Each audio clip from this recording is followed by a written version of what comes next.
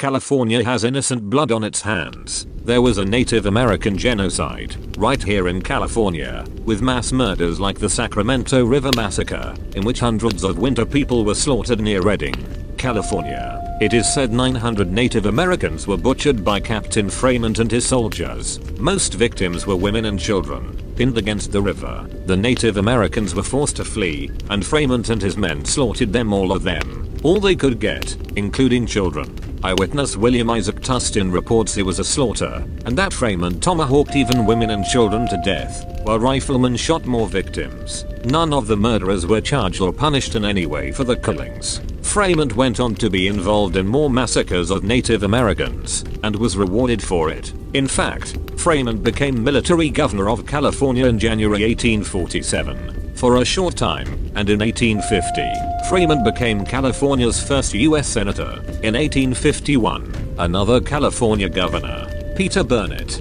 considered the first real California governor, told the legislature to expect war until the Indian race becomes extinct. Burnett was a terrible racist, passing horrifying laws against Native Americans and African Americans. Yet he was governor of California. California rewarded genocide, rewarded one massacre after another of innocent Native Americans to take their land. Finally, in 2019, Governor Gavin Newsom of California offered a tepid, nearly meaningless apology for historical wrongs done by the state of California to Native Americans. Historical.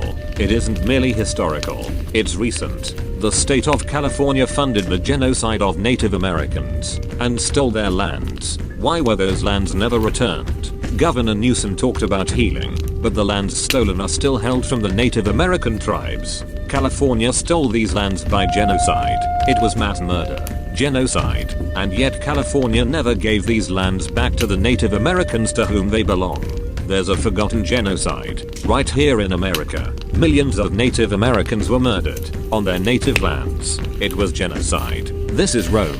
Rome conquers, massacres, and enslaves. Rome is still here, and the killing continues. Mexicans are dying on the border every day. The scriptures say, whoever commits misdeeds and becomes besieged by his iniquities, these are the inmates of the fire, wherein they will dwell forever. And God saw that the wickedness of man was great in the earth, and that every imagination of the thoughts of his heart was only evil continually.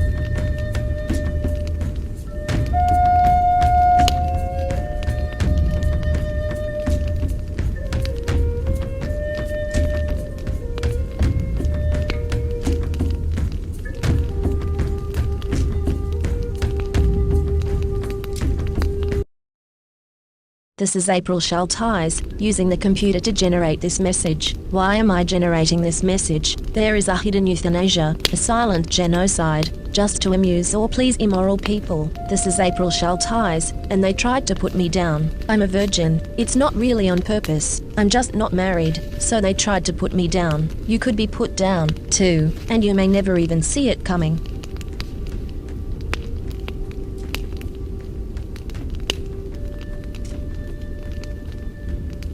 This is April Schulthies. Native America is a covenant land, given by the Lord to his covenant people for a perpetual possession. The forgotten genocide of Native Americans on the American continent was not forgotten by God, was not forgotten by God.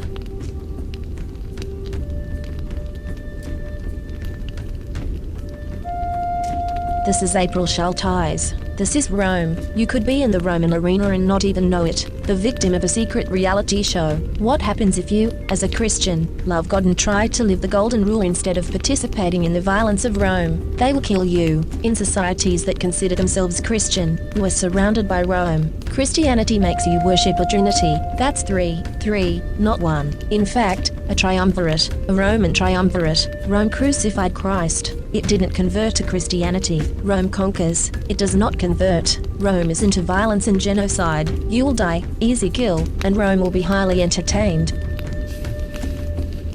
This is April Schulthies.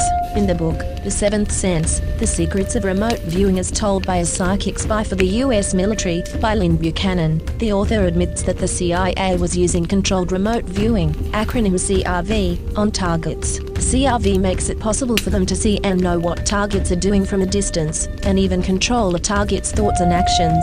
When caught, the CIA claimed it declassified and discontinued the program, but it really just changed the name from Centerlane to Sunstreak and continued operations in secret. The military is using the science of the mind against you. You are not free in America. This is Rome. You are not safe.